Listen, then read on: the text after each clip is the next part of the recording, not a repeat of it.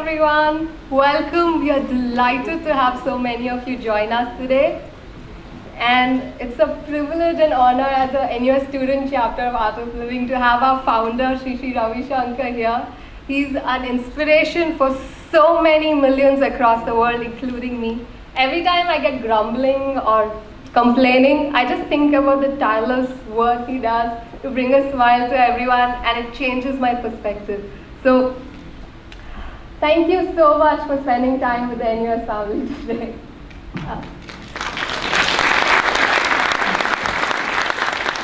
We are all drawn to the rat race, like our careers, the perfect grades, the best PhD project, money, and of course stress. But where does this all lead? And how does one take part in this rat race without being bogged down or losing sight of what lies beyond?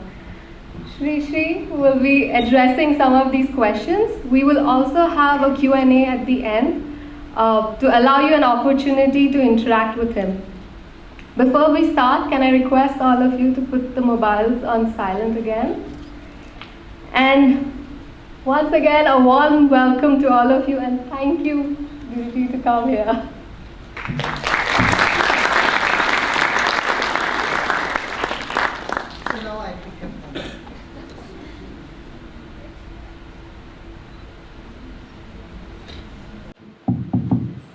See, I go a little out of conventional ways. Instead of having Q&A after my blah blah blah blah talk, I want to start with Q&A. What do you think? Good idea? See, we all play many roles. Now I am playing a role of a speaker and you a listener, right? Right?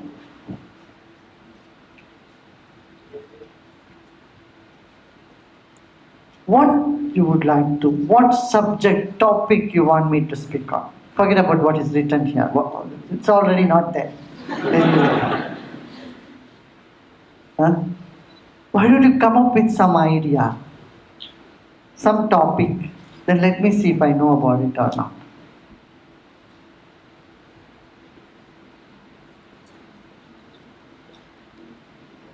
Okay. Huh? How to be happy in life. Okay, just before we begin that, do you all feel at home here in this hall? You know, true discussion can only happen, an authentic discussion can only happen in a cordial and informal atmosphere. Can we create such a cordial and informal atmosphere around us? Yes? I'm not getting a yes from everyone. Yes. I don't want you to be sitting stiff like you're sitting for examination or an interview. I want you to be totally relaxed. Feel at home. Because true discussion, honest communication can only happen in a cordial environment. So why not we take just half a minute to greet the person sitting next to us, behind us, in front of us. Can we do that? Ready? Huh? Just greet the person.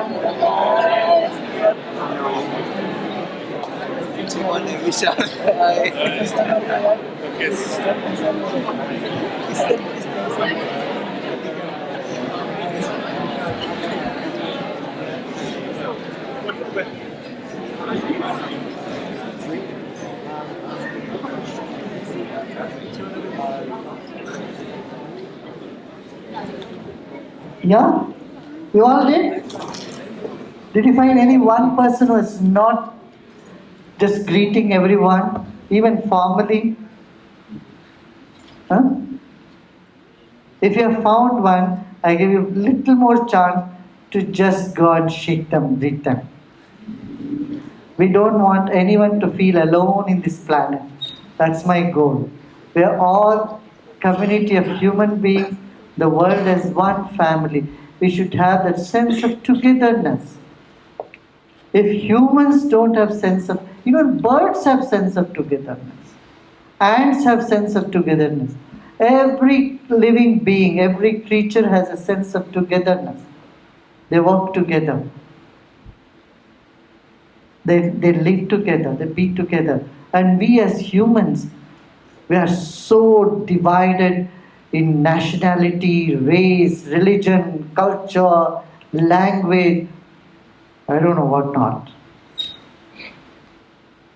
Right? So can we create a sense of belongingness right here? Let's take another 15 seconds to just once again see whom you have not greeted, if you have not greeted.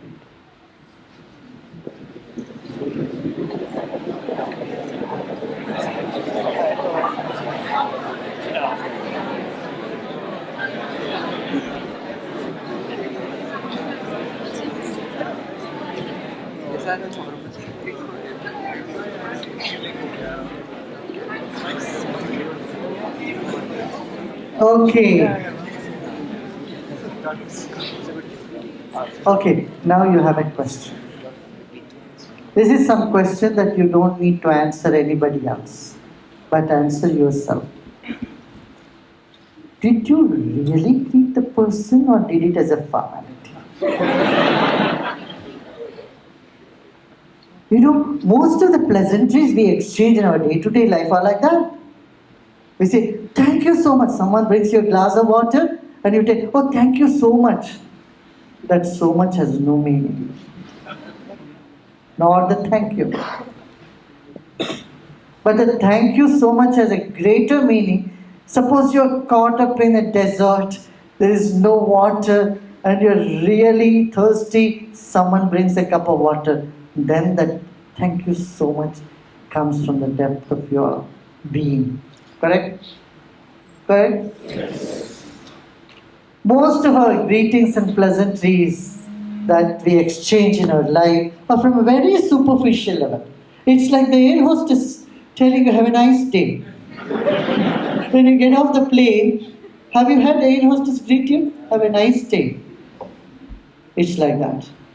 See, the same words when it comes to you from your grandmother, your mother, your sister, your grandfather, your uncle, it carries some vibes along with it. Have you noticed that? There is something in it. There is a juice. There is some energy. There is some beauty about the same words. Have a nice day. It carries something. We communicate more through our vibes than through our words. Someone can stand up here and give talk on love for 2 hours without even you feeling a pinch of it, a bit of it, even a drop of it. But the puppy in your home, as soon as you come home, it jumps all over you and just communicates that to you. Or a baby in your home, it just looks at you and then you feel the vibes. Right? It communicated the whole thing. We all were born with this ability of honest, sincere communication of ourselves, our being, our vibes, our feelings. But somehow we put a case on top of it and we suffocate, we make others suffocate. This is what we do in our life. Generally, I'm not saying everybody does like that. Generally. And that's the reason today there is stress, there is mistrust, there is depression, and whatnot.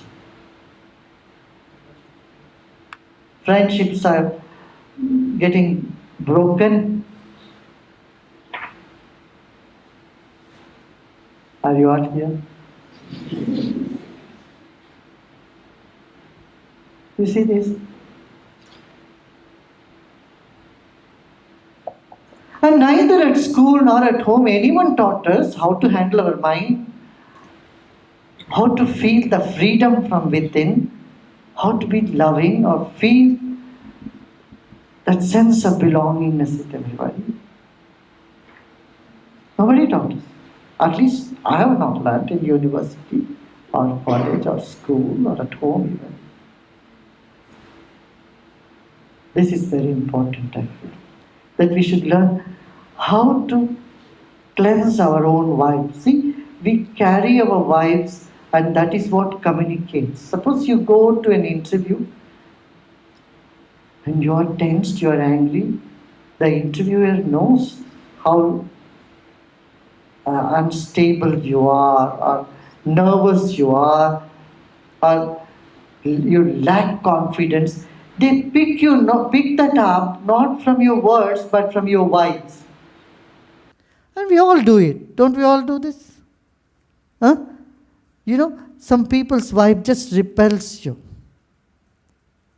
Tell me any one person here who like to be repelling, who like to have the vibes of repulsion. Not one of us, right? But when we carry this, we don't know how to get out of this. This is what we need to learn. Education has to keep you inspired. What use of that education? Suppose you have all this great qualification, you have no inspiration. It shows your personality in a very bad light. And there are those who just go, they may not know so much, but they carry enthusiastic, joyful vibes along with them. People who like to hire them. Just suppose, put yourself in a position. Suppose you are an employer. What type of people you want to work with? Someone who is ready, who is enthusiastic, who is full of energy, or someone who is nervous and not confident, who is worrying, what did I mug up or what did I not mug up? What? Huh? Come on, I want some response from the back there. Yeah? There enthusiasm there in the back row? It's there, it's just a little hidden. Life is all about perception. Our perception, we should improve our perception. How we see things, how judgmental we are, or where we should drop our judgments, and where we should have discrimination, right? Perception. Second is our expression. Are we able to express ourselves? Each one of you have such wealth within you, such beauty. Each one of us, such goodness. But if it is not expressed properly, you will be misunderstood in your life. And this is what is happening all over the planet. We have not mastered, or we have not learned how to express ourselves. And we see others misunderstand you. You put the blame on others. Nobody understands me. Many girls here I know, they cry. No one understands me. Boys do a little less, I suppose. They don't complain as much as girls for not being understood properly. Is that correct? Is that correct? Not getting a big yes or no. What do you say? Today, like the dress is unisex, I mean, emotions are also unisex.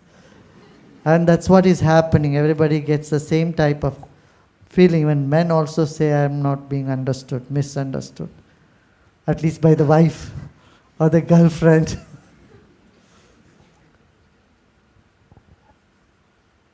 So expression, very important. And here again, it all boils down to that one principle. We need to do something to gear up our energy, cleanse our energy from negativity.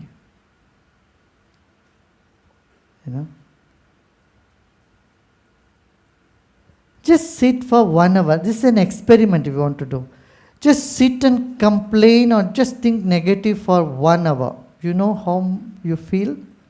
Drained, as though you worked for 8 long, hard labor. 8 hours of hard physical manual labor is equivalent to 1 hour of negative thinking. And if you keep thinking negative the whole day, just imagine how much energy we are draining our system of. Huh? How much energy we are draining.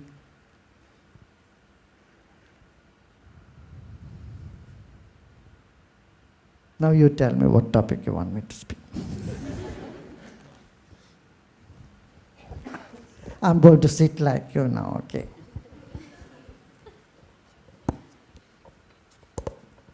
Yeah?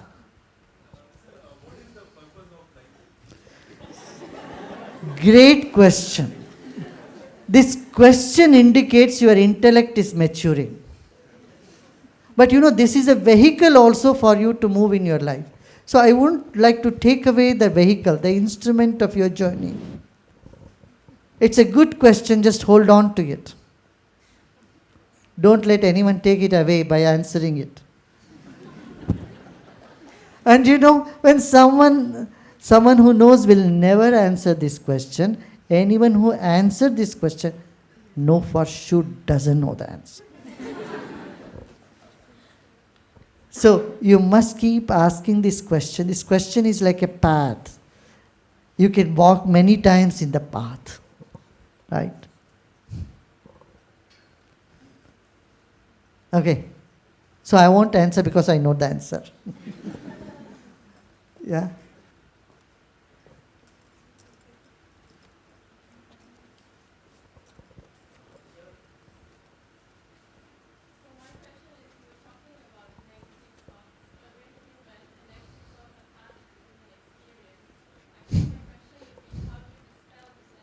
How to dispel the negative thoughts, negative mind tendency that comes into you, right? Yeah, this is what is all the exercise, breathing exercise, meditation is all about. Turning the negative into positive. Yeah?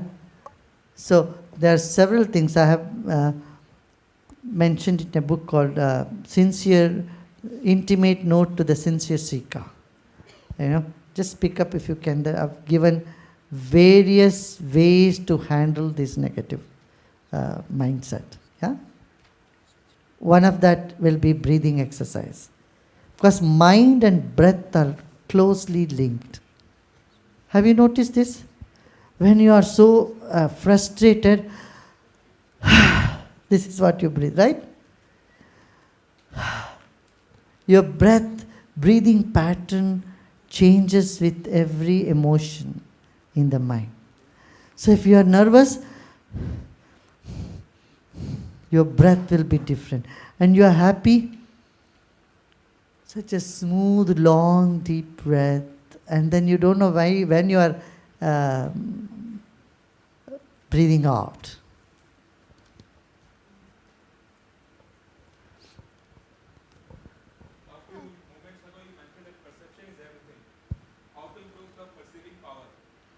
So there are people in the simulcast room also watching this talk, and they can't hear the questions. So I would request everyone to come to the mics. There are 2 mics on both ends. Or someone can pass the mic. Take the mic to the seats, please. 2 volunteers can. Yeah. A few moments ago, you mentioned that perception is everything. So how can we improve our perceiving power? Perception power can be improved again through proper diet and meditation and exercise. When the circulation in a body is not okay, suppose you keep eating and sit there like a couch potato and don't do any exercise, then what happens? You simply keep expanding horizontally, and then your perception gets clouded. Yeah? So circulation, which I would say through exercise, proper diet can improve our perception, our intuition, and then meditation. Breathing and meditation contributes a lot. I would say 70%. Sir? There is a question from the simulcast room. Uh, this is Yomna from Egypt who asks, how can we promote tolerance between people in countries where religious minorities suffer? I'm very glad you asked this question. This is my concern also. Day and night, I'm also on this mission thinking how people drop these minority majority differences, come together as one human family, one human race, one human family. I think we can do this through education, education. You know, fanaticism is the biggest problem today in the world. You know, the fanatics in the world or terrorists has made all of us take off our slippers and shoes in the airports. Even the temples could not do it, churches could not do it. But the terrorists did it, that we had to remove our shoes, belt, and coat, everything in the airports. It's so sorry state of affairs. Harmony in diversity it should be part of our education everywhere. Singapore is such a fine example for this. Here, the Hindus, the Christians, the Muslims, all religious groups, Buddhists, they all live in harmony. And this is one thing that we must really salute our past Prime Minister, Lee Kuan, here, that he could put his foot and said, we all have to live together here, right? It's such a great example. I don't like the word tolerance. You know why? Because tolerance indicates that you don't like something and you tolerate it. You don't like Protestants, but you tolerate them. Tolerance. You don't like the Muslims or you don't like the Buddhists, you tolerate them. No, we must love, we must appreciate, must honor each other. You know, world is like a bouquet of flowers. Like look at this vase. How many different colors are there? World is so many traditions are in this planet.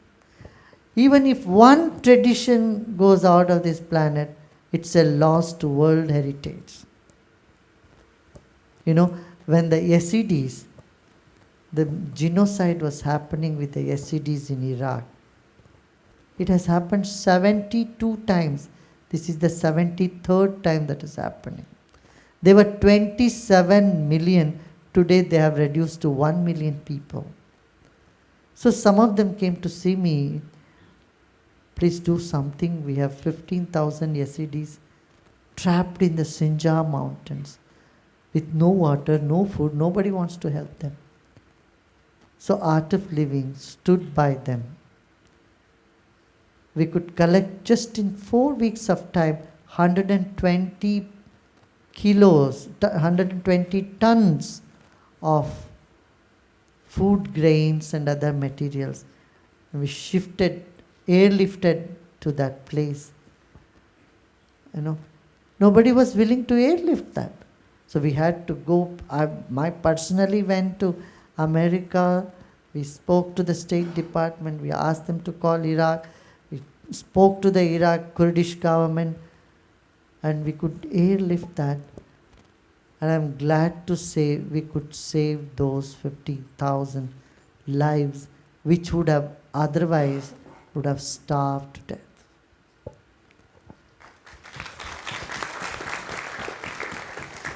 I told them that this small minority Yazidi community, less than 1 million people, I told them, you have to preserve your culture.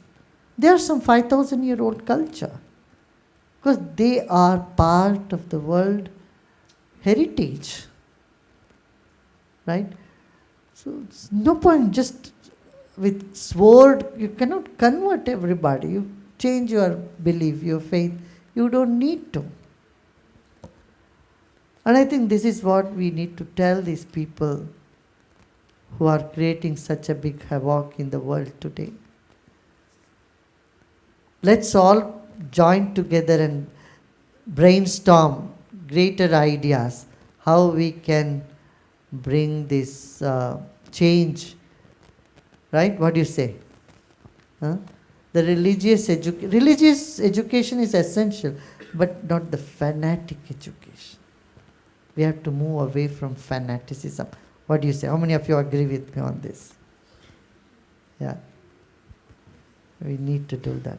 Okay, next. Sri Sri, this is a question from Nisha from Corporate Communication. How to manage expectations of people around you, and how to be happy without expecting much from our loved ones. Wow.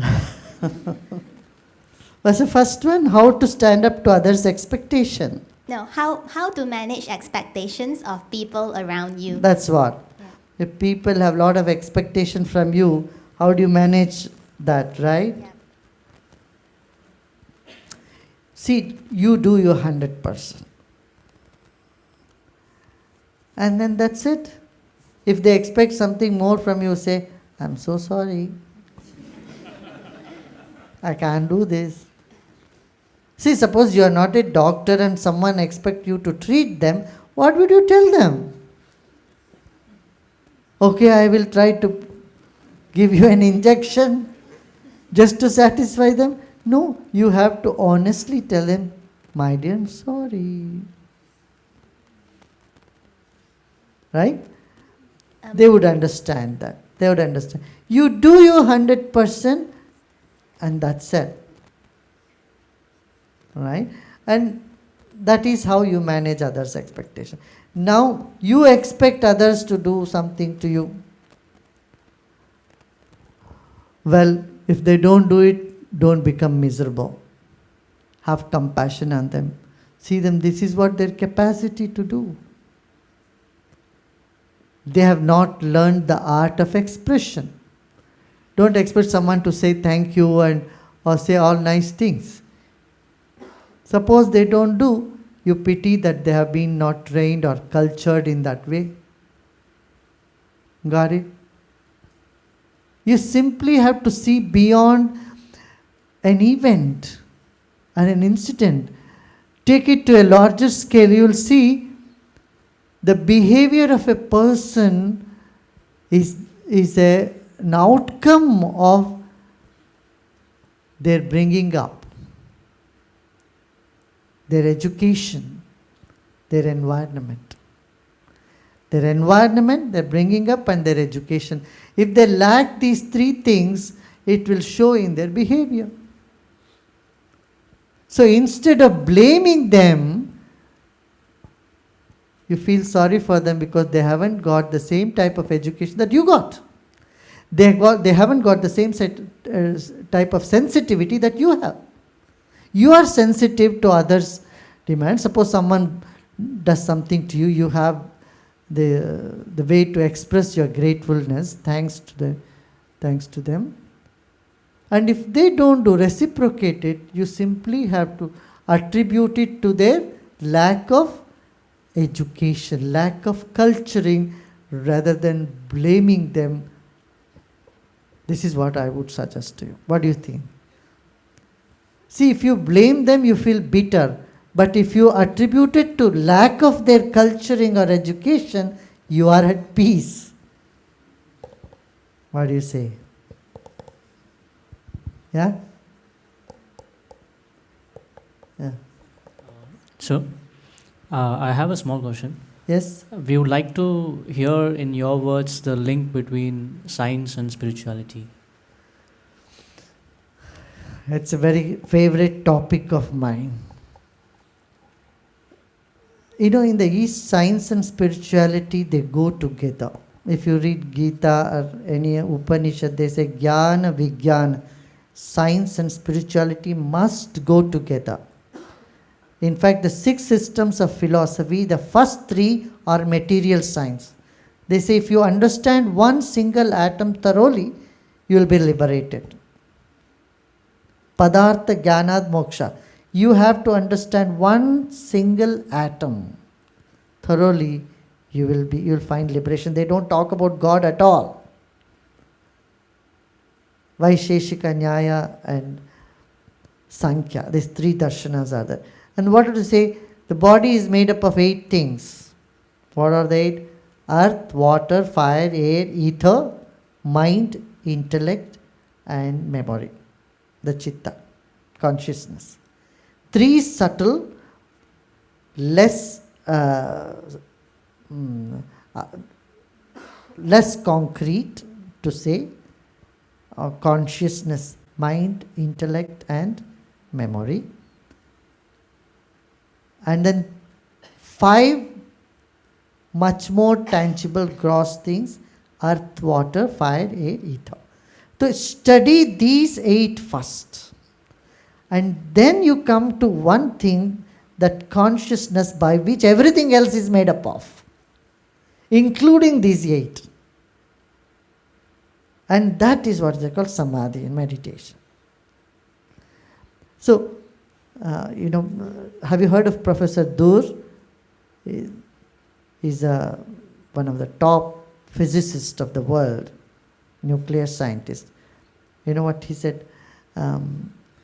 He said, Gurudev, these days when I give talk, people think I'm speaking philosophy. And he said, for 40 years I studied matter to only discover that it doesn't exist. 40 years you study matter, and finally you only to discover it simply doesn't exist. What exists is just wave function. Everything is waves. So this quantum physics, if you see, it is like learning Vedanta. If you learn Vedanta, you feel that, wow, this is what has been said thousands of years ago. They said what appears is nothing. This is all nothing. It's like a dream. It is just appearance. It is not reality. They say sun is rising and setting. It is only an appearance. Sun is not moving. Is not going round the earth. This is said in long time ago. If you go to any Hindu temple, they keep all the 9 planets there. Sun is in the center and all other planets around the sun.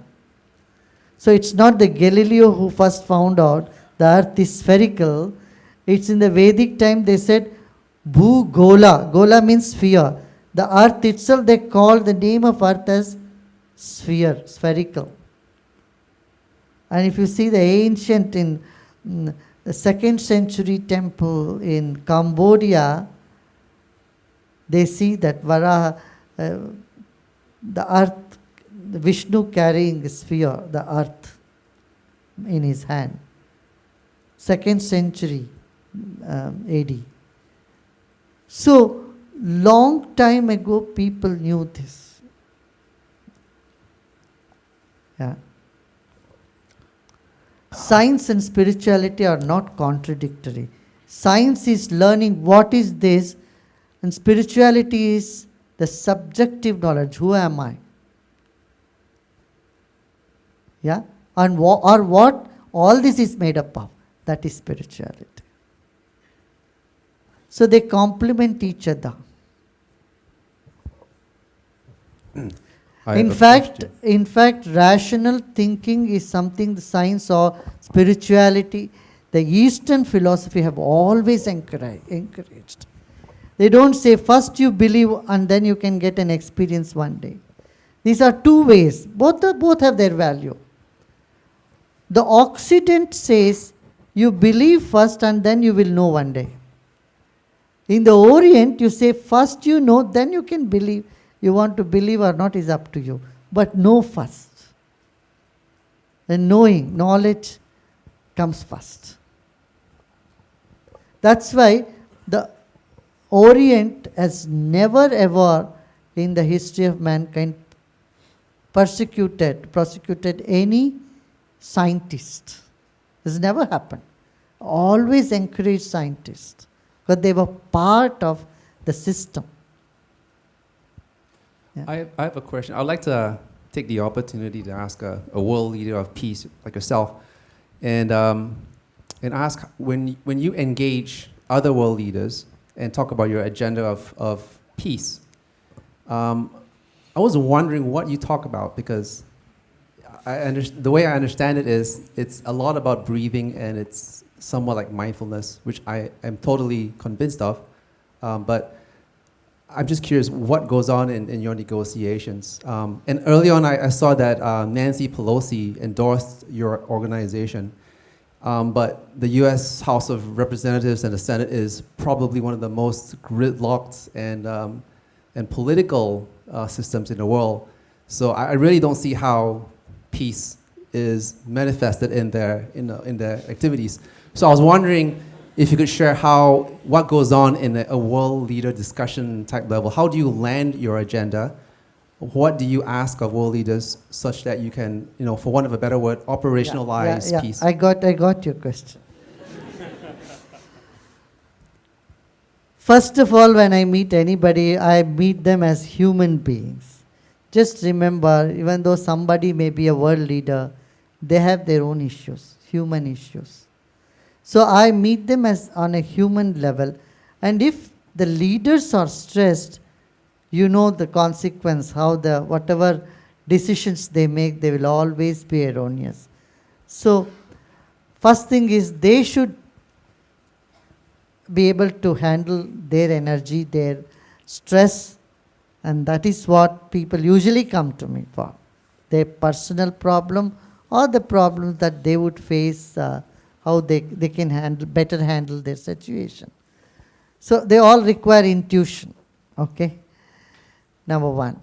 So, secondly, when we meet, there are issues, there are conflicts, and we see how we can help to resolve those conflicts through our communication skill. This is something I could say that our volunteers have really mastered, how to reach out, how to communicate, how to educate people, how to handle certain things. For example, in Argentina, we could transform the main prison there, which has so much crime inside the prison. And people really literally had to separate each individual because they would pounce and punch each other at the drop of a hat. So there, if we could bring in this sense of non-violence, I would think it's a big achievement. Not just me, the government there, the judges of the High Court there, Supreme Court, they said, we would like to come with you to the prison and we would like to know what made these people change so much, right? So, such activities, social activities has also helped. And we have also taken some very troubled areas. For example, in Ivory Coast, there are 2 villages which had cleansed each from the other religion. One was all Muslim, one was all Christian. So one girl, one of our volunteers from Mumbai, went there. She could speak French. She spoke to the group, did some program with both of them separate, brought them together. The Muslims built school in the toilets in the Christian village. Christians built a school in the Muslim village.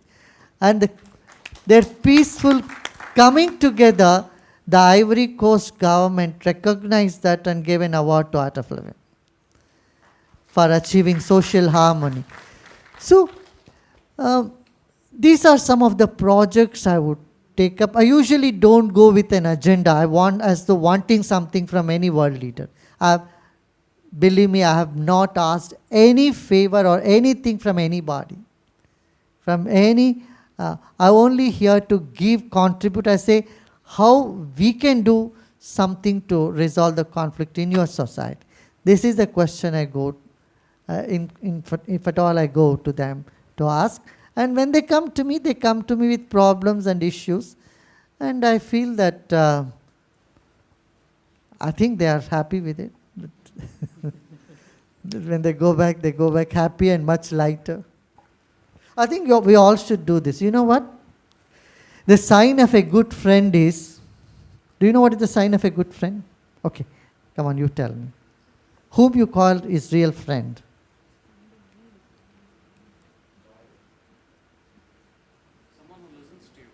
Huh? No, there is a criteria to judge whether somebody is a good friend or not. Wake up, wake up. Everyone is up? In the other room? It's a criteria to know.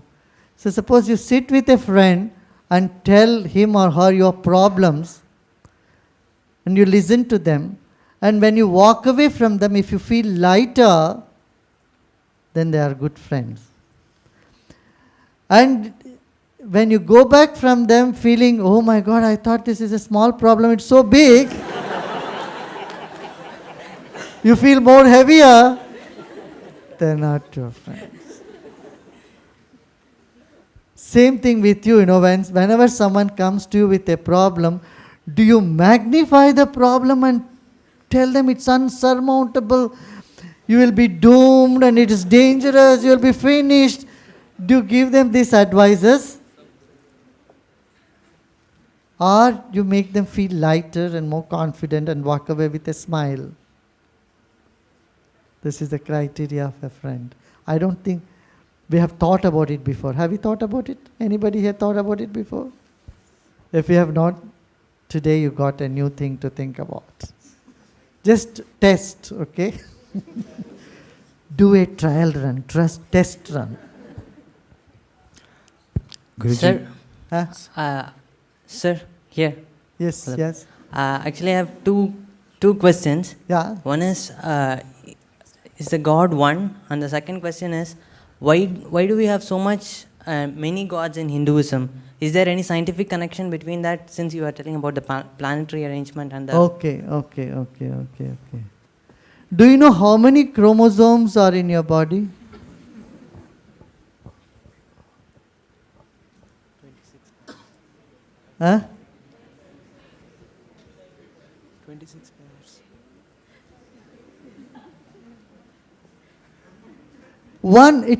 It's one cell. How this one cell develops into a very complex body? Because it's programmed. But it's one cell.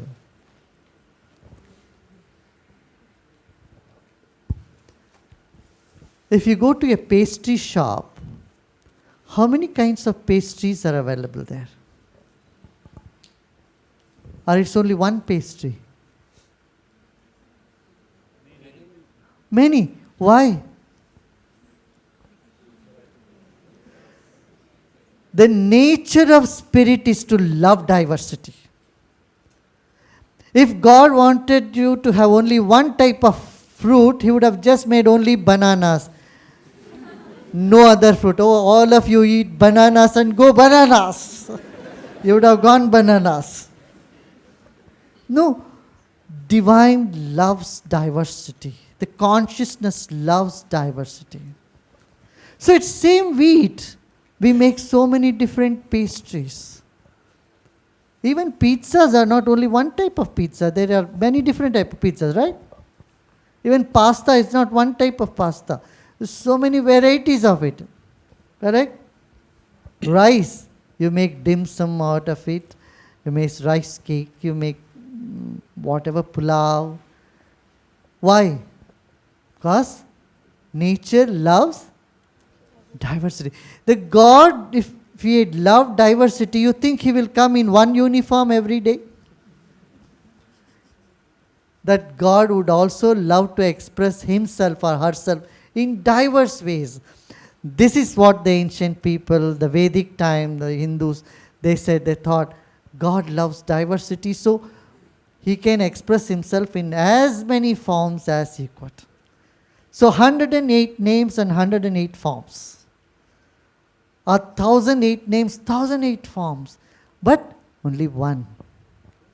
So they said, like sunlight is one or many. It's only one sun. The sun ray, but it passes through prism, it splits into 7 colors, the Vibgayar. In the same way, they say there is one Paramatma, Parabrahman, one divinity, but expresses in many different ways.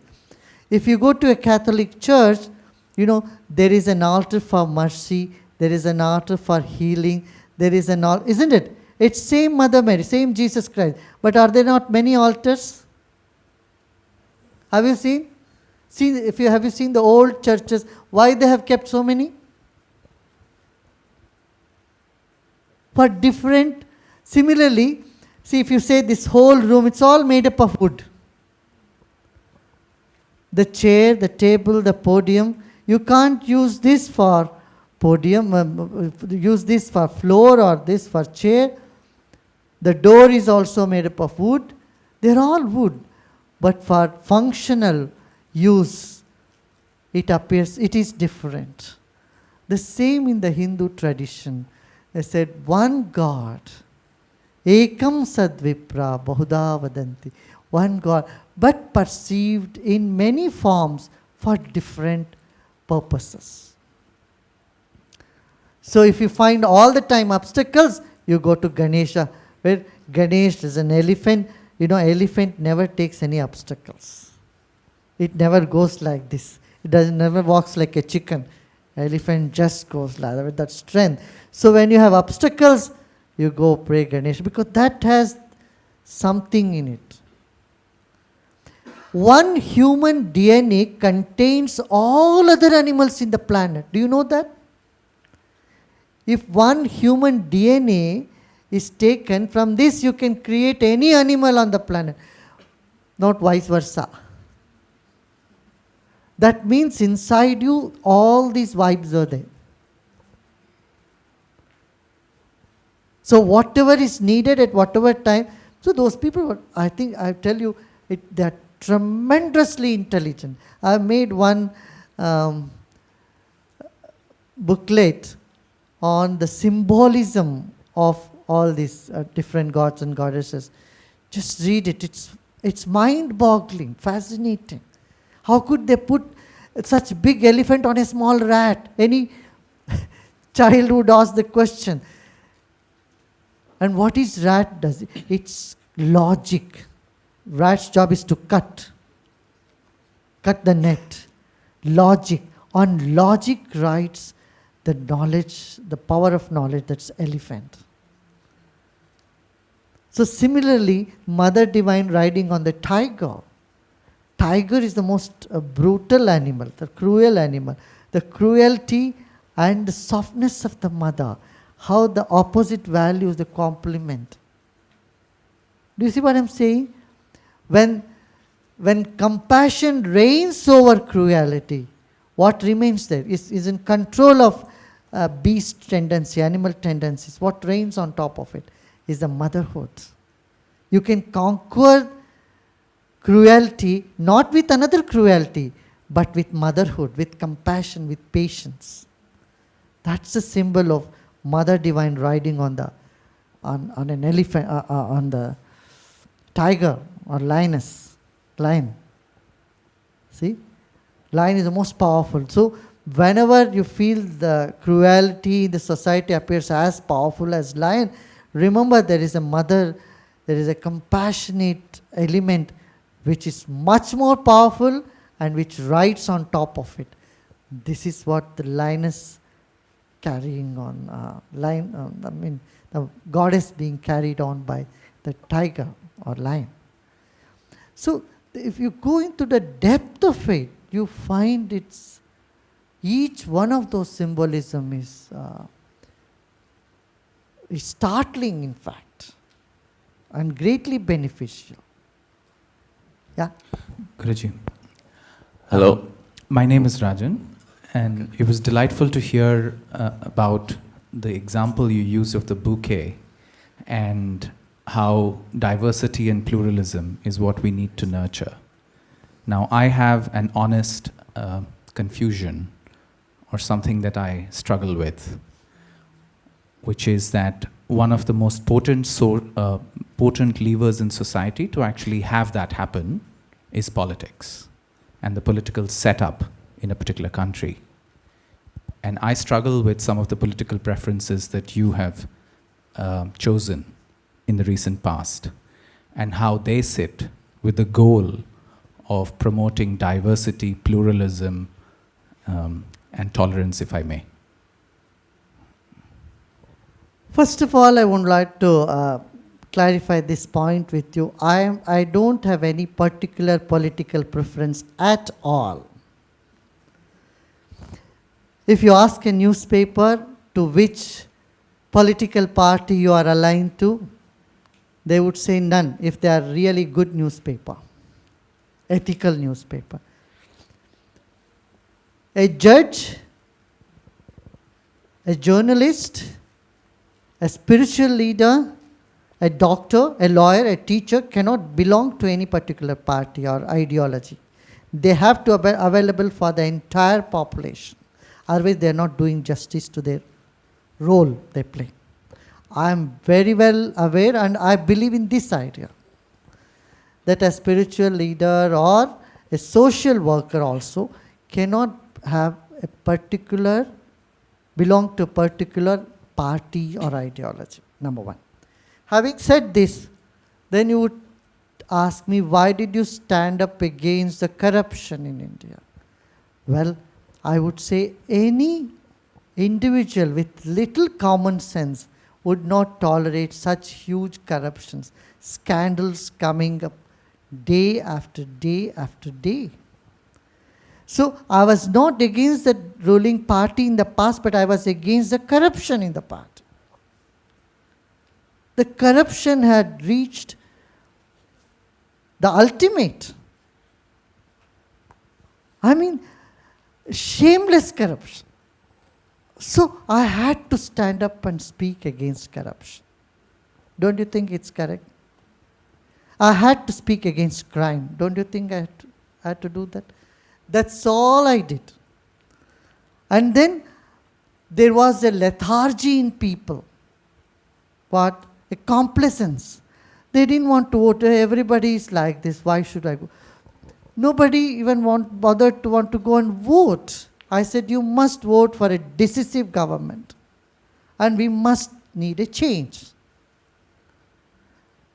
And I would repeat the same thing if any other party does, any party does. I would inspire people to go and vote. What is wrong in it? We have got an award by the Election Commissioner of India. Otherwise, he would not do that if we are partisan, number one. Okay, then people sometimes ask me, then why do some corrupt people come on your stage when you go to some place for program? You should keep them away. I said, this is like opening a hospital and telling sick people are not allowed in. If these people, corrupt people, don't come to me, I don't know where they would go.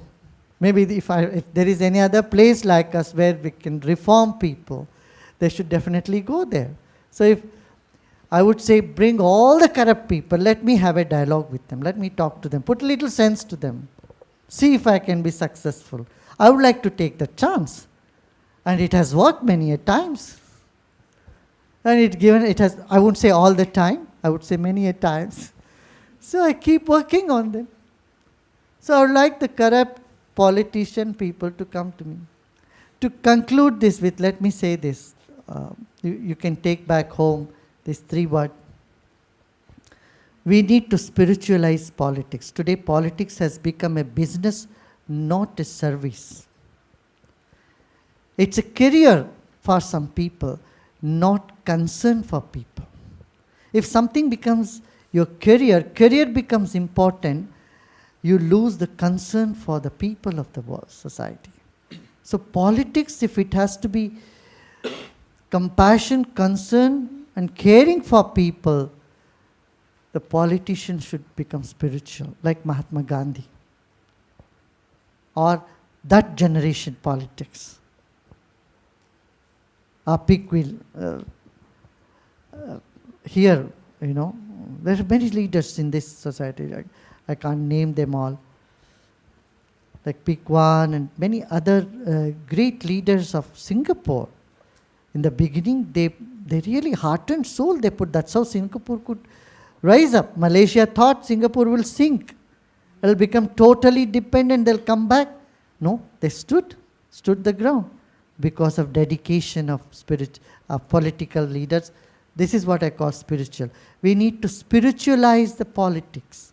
Politics should not be a business. Politics should not be career. It should be a service to society. Number one. Do you agree with me? Do you agree with me?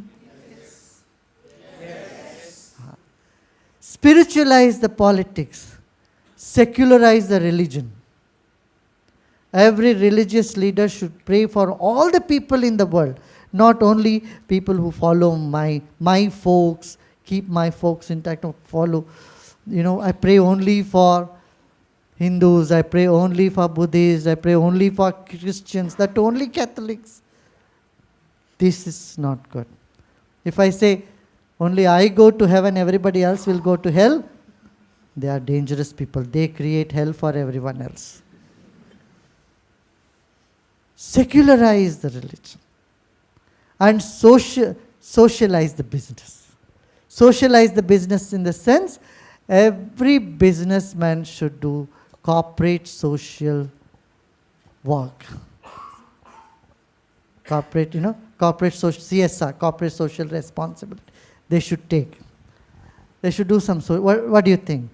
5-10% of their earning should give back to the society. In fact, it is a sort of investment. If if there is no buying power in people, you will also go down. Business cannot survive without buying power of people. And if you impoverish the society by doing business in unethical means, unethical ways, soon you will be doomed. So business, socialize the business, secularize the religion, and spiritualize the politics for a better world, better tomorrow. All the best.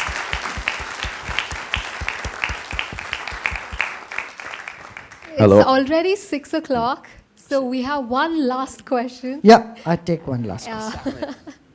How to retain enthusiasm to see a project to the end, despite failures or lack of interest?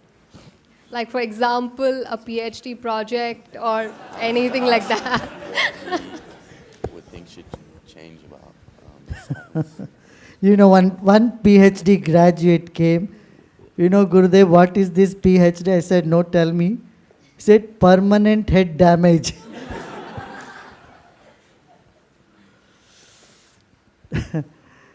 Yeah, that's where you have to do meditation. Meditation, breathing exercises, techniques will be of invaluable help. Invaluable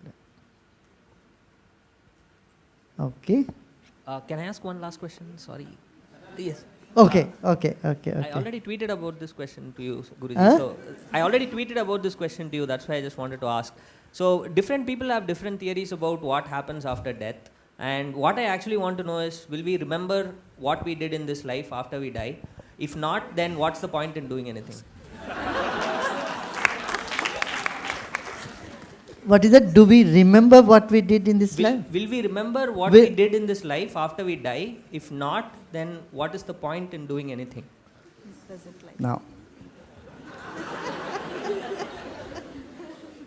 tell me what breakfast you had on 23rd of May 2014. I won't remember. What is the point of having breakfast?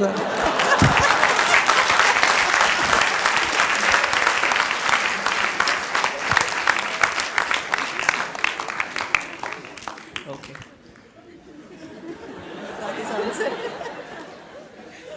Hello. See, in life, we do many things. We don't have to remember all that. Every day you brush your teeth, right? And you have used many different toothpastes, right? Tell me, 5 years ago, which toothpaste did you use on, today is what, 31st of March? 31st of April.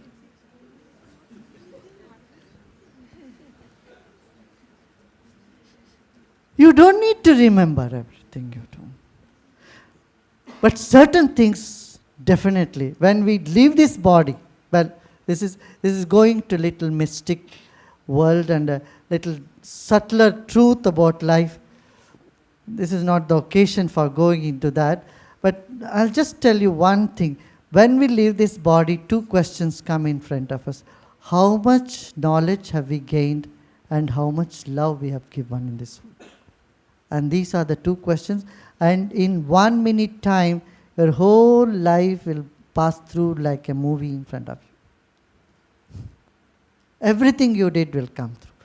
And with not regrets, with the point of learning, oh, what I learned from this, what I learned from this, you will only carry the lesson. Yeah?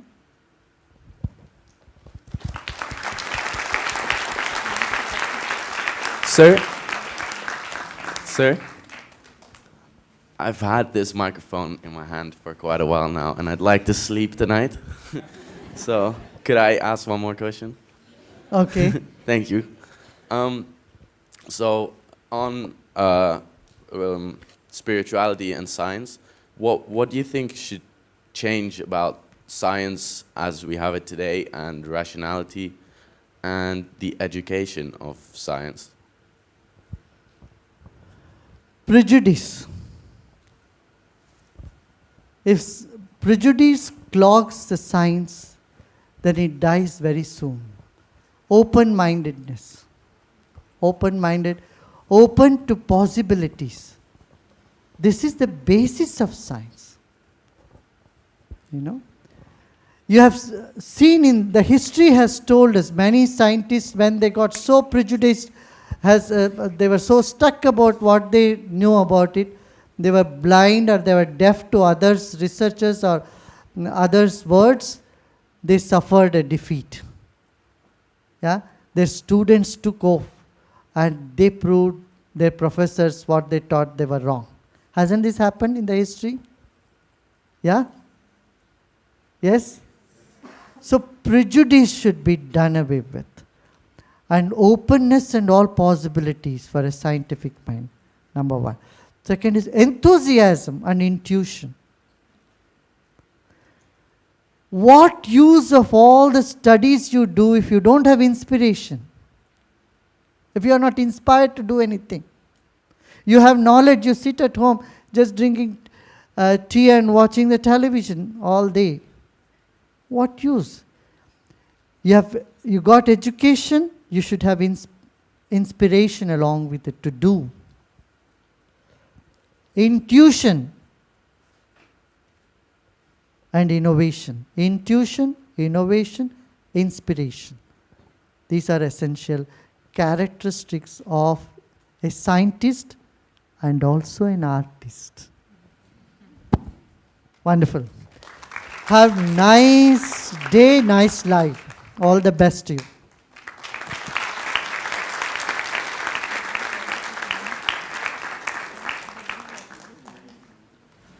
Thank you, Sri Sri, for the profound insight. We are truly grateful to you for taking time out of your busy schedule to be with us today here. Thank you, Sri Sri, again.